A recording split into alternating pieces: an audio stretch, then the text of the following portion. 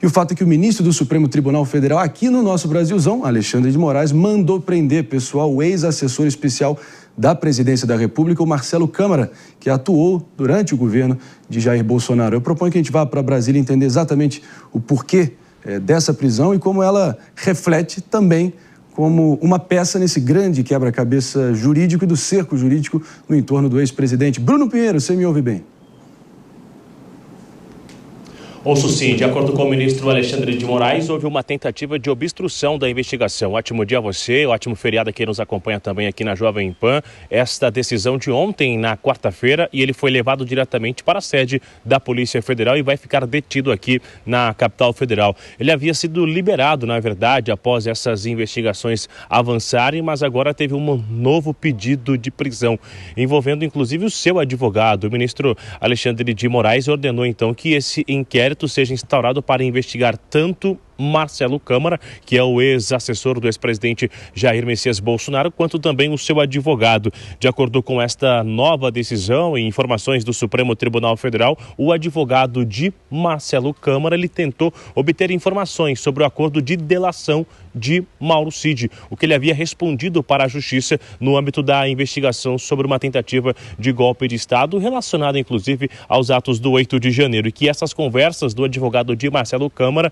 elas aconteceram através de um aparelho celular, de uma conta no Instagram da esposa, o que seria no nome da esposa de Mauro Cid. Esta conta que ele inclusive foi questionado no Supremo Tribunal Federal se ele tinha conhecimento de quem era esse usuário. Ele disse que não tinha conhecimento, mas de acordo com as primeiras informações neste momento, de que esta conta estava no nome da esposa de Mauro Cid e ele era quem estava utilizando então essa rede na internet, estava compartilhando informações e chegou a responder algumas questões para o advogado de Marcelo Câmara. O ministro Alexandre de Moraes cita que Marcelo Câmara é um nome de risco, é uma personalidade de risco, porque ele estava inserido naquele grupo que, na verdade, é acusado de articular o monitoramento de alvos e também o sequestro e o assassinato, tanto de Lula, de Alckmin e também do ministro Alexandre de Moraes. Em até 15 dias, tanto o advogado quanto o Marcelo Câmara serão ouvidos pela Polícia Federal.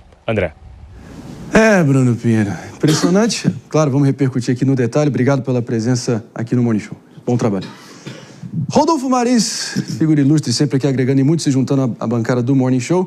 Rodolfo, é impressionante, né? Parece que os aliados do ex-presidente Bolsonaro estão numa espécie de BBB às avessas, ou Big Brother reverso. É verdade. A cada semana que passa, um entra no confinamento. Um tá no paredão, né? Não é? Tem e aí, razão. como é que você viu esse movimento específico aqui? Até porque, enfim, até o advogado do Marcelo Câmara foi arrolado e incluído nos autos, enfim. É impressionante. Um movimento revelador. Sim, bom dia, Marinho, meus amigos de bancada aqui, audiência. Olha só, nesse caso, essa medida que o Alexandre de Moraes havia imposta, ela foi quebrada.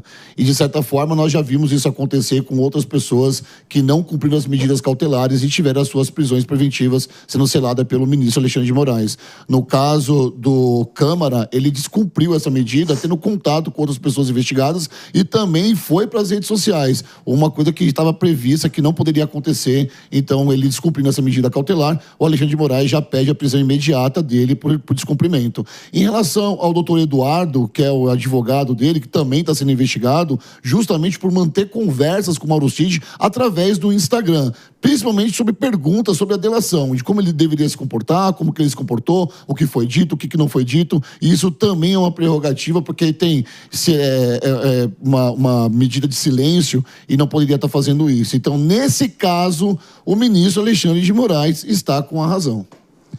É difícil falar isso, mas difícil. Eu sei que é difícil. Eu sei que a nossa audiência, nossa audiência nesse momento, Marinho, nossa audiência nesse momento pode estar falando um monte mais. Juridicamente falando, ele está correto. Gaguejou. Tá sofrendo pra eu não sei não, viu? Eu não sei não. Vamos tentar aqui, enfim, de novo, pessoal.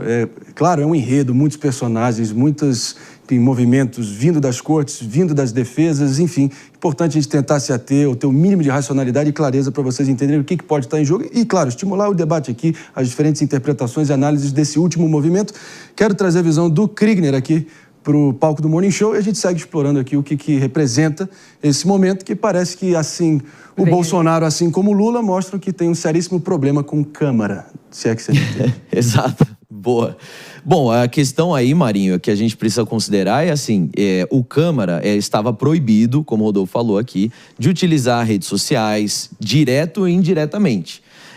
Mas o que o advogado do Câmara alega é que, na verdade, quem procurou o advogado do Câmara via chat ali do Instagram foi o próprio Mauro Cid e o advogado Mauro Cid. Então, não teria sido uma utilização indireta por parte do Câmara. Essa que é a questão aqui que ele alega. Já que quem falou foi o advogado e o advogado trouxe ali os pontos. Agora, esse é um ponto também para a gente considerar. Agora, a pergunta que fica mesmo é: esses áudios são verdadeiros? Porque todo mundo fala do perfil que é fake, não, quem o dono era o fulano, o ciclano, etc. Tá bom, tudo isso é importante e tem que ser considerado. Mas para a lisura do processo, para a gente considerar se a delação do Mauro Cid é válida ou não, a pergunta é: o que está alegado, o que foi dito ali naqueles áudios é verdadeiro ou não é? E agora o judiciário e aí o ministro vai ter que comprovar. Houve interferência na delação, houve orientação na delação, que é o absurdo ali que foi denunciado, né? E o Brasil precisa saber disso também. Não tem como fazer alguns registros aqui, Aninha. Quero ouvir, claro, tua opinião aqui, com conhecimento de causa que, sem dúvida, você tem, que é o que tudo indica aqui, e aqui furando as bolhas aqui e trazendo todas as perspectivas que estão postas, até porque, ao que tudo indica, o Câmara está sendo punido porque supostamente teria violado as medidas cautelares impostas pelo ministro Alexandre de Moraes, como não se comunicar com outros indiciados. Mas aqui que entra um fator que eu queria que você comentasse, que talvez o problema disso seria que as medidas estabelecidas foram impostas no dia 16 de maio, pessoal. Vamos sublinhar aqui, 16 de maio, e o Câmara havia sido preso nesse 16 de maio de 2024. Já os contatos mantidos pelo Câmara e o seu advogado com o Mauro Cid teriam ocorrido anteriormente a esse prazo, entre janeiro e março de 2024. E muita gente dizendo que isso até parece com uma questão do Felipe Martins e todo o cerco que acabou levando ele à prisão, dessa divergência clara de prazos e momentos e esse lapso temporal que, na prática, se seguir à risca o rito processual, estaria errado para justificar uma prisão como essa. André, eu acho que assim... Faz sentido? Não, faz sentido. A gente tem, obviamente, que ele só pode saber que está proibido de usar uma rede social depois que essa proibição é colocada dentro do processo e ele é intimado dessa proibição. Isso é fato. Mas me parece que havia essas medidas já anteriormente a esses contatos, que isso já havia sido feito antes. Se isso tudo, espero eu, que tenha sido analisado pelo ministro Alexandre de Moraes no momento em que ele determina a prisão. E aí o Kriegner coloca uma questão que eu acho que também é extremamente relevante, que é averiguar a veracidade dessas comunicações, averiguar se isso veio mesmo do Mauro Cid, e se veio, aí sim a gente precisa analisar se essa delação é válida ou não. O que eu sempre falo aqui, que eu acho que é extremamente importante da gente reiterar, estamos diante de talvez o mais midiático processo penal brasileiro. E isto exige de todos os agentes, e aí eu coloco ministros, procuradores, acusadores, defensores, a mais absoluta lisura processual e transparência. Por quê? Porque senão isso só fortalece qualquer narrativa que qualquer pessoa venha a criar. Eu odeio ser o cínico aqui da história, mas é impossível não ser, sinceramente, porque, como diria um falecido amigo meu, esse trem já saiu da estação há muito, muito tempo, da estação Brasil, se é que vocês me entendem. No país do direito freestyle, como a gente tem visto, né? A partir dos conchavos, das conveniências, das predileções do juiz de ocasião, claro, vai atropelando e solapando todo o processo jurídico para poder, enfim, torturar a letra da lei e favorecer os seus propósitos. Enfim, era uma vez o processo penal. Tenho pena de quem é aluno de direito e quem faz academia de direito nos dias de hoje e fica perdendo horas e madrugadas, como o nosso Rodolfo Maris, lendo códigos que, na prática, na hora do vamos ver, são meras palavras ali, enfim, impressas. Pobres árvores que são realmente exterminadas para poder produzir aqueles calhamaços. Mas tudo bem. Já viram muito feito o desabafo, Macris, o que você está vendo? Já virou muito mais um processo político do que análise jurídica de qualquer coisa que está acontecendo, né, Marinho? E isso enfraquece muito todas as investigações que estão acontecendo. Ao passo que os juízes, todo mundo que está envolvido na investigação, atropela todos os ritos jurídicos básicos, que a gente está aqui com alguns advogados presentes que podem constatar essa questão, qualquer pena aplicada, qualquer prisão, qualquer sanção, futuramente pode ser facilmente questionada e revertida e anulada, não é, Aninha? Anulada. Não, e parece que o brasileiro, né, não tem memória, porque na Lava Jato a gente tinha até confissão e ninguém continua punido. Houve punições fez 20 anos, e aí, de repente, você anula tudo por falhas processuais.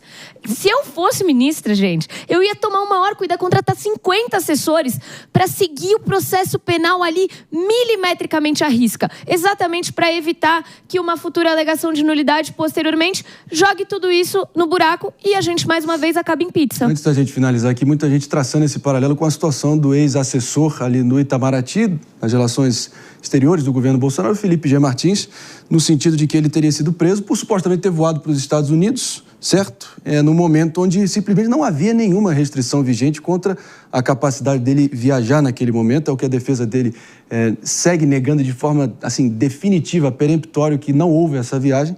E, claro, ele eventualmente mandou, enfim, saiu e está liberto desde então, quando houve... É aquilo, né? Parece que tentam, enfim, dar um susto, partem para prisões preventivas, para só depois perceber que... Aquela história parece até a cultura do cancelamento, né? Apedreja antes e pergunta depois. Exatamente. Então, você vê um paralelo nesse sentido ou não? Ô, Marinho, até eu acho que a sua formação você é direito, você se formou em direito também, né? Sim. Então você deu um panorama aqui do que acontece hoje com os advogados que... Olha só, o doutor Eduardo Kirsch, que é o advogado que está sendo investigado agora, está entrando no inquérito, tem uma vasta experiência. Você acha mesmo que ele não sabia desse acordo, principalmente sobre a data que foi imposta esse acordo? Parece que esses processos que a gente está vendo contra grupos que a hora estava com o Bolsonaro, o ex-presidente, estão sendo caçados de alguma forma. Parece que essas pessoas que são advogados, estão jogando o seu diploma, a sua carteirinha da OAB, o seu bacharelado no lixo. Parece que só o STF entende de lei e quantos advogados estão pastando para tentar entender o que significa um processo penal. É quase que inadmissível o que a gente está vendo no país hoje. É uma afronta direta ao direito de defesa e ao contraditório, né? Mas, de qualquer maneira, seguimos adiante aqui nesse Brasilzão de 2025, como a gente sempre disse. Parece que cada vez mais a relação de freios e contrapeso, a relação dos três poderes, o descolamento total entre Câmara e governo e o STF sendo grande árbitro e mediador dessa república, parece um grande cruzamento sem sinal, os três poderes colidindo entre si. Quando você quer criticar um, você acerta o outro. Quando você quer exaltar a virtude de um, você acaba se omitindo sobre os eventuais acertos do outro. Então, a gente vive nesse verdadeiro faroeste, né? E é lamentável por muitos lados, mas claro que a justiça tem o seu decurso. E a gente, claro, decisão judicial se respeita, mas, claro, ao mesmo tempo, a gente também tem o nosso direito constitucionalmente assegurado, Maris, Krigner, Aninha e Macris, de realmente poder criticar e analisar isso como a gente está fazendo aqui para vocês e vocês formarem o próprio julgamento de vocês. E é com esse espírito